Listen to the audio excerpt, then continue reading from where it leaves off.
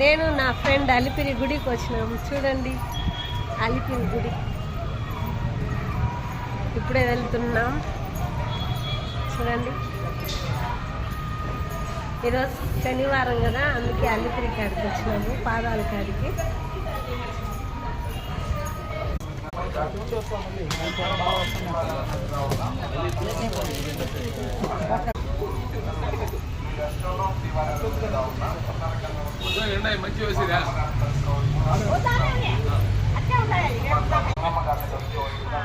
చూడండి అలిపిరి మెట్లు ఎక్కుతున్నాం.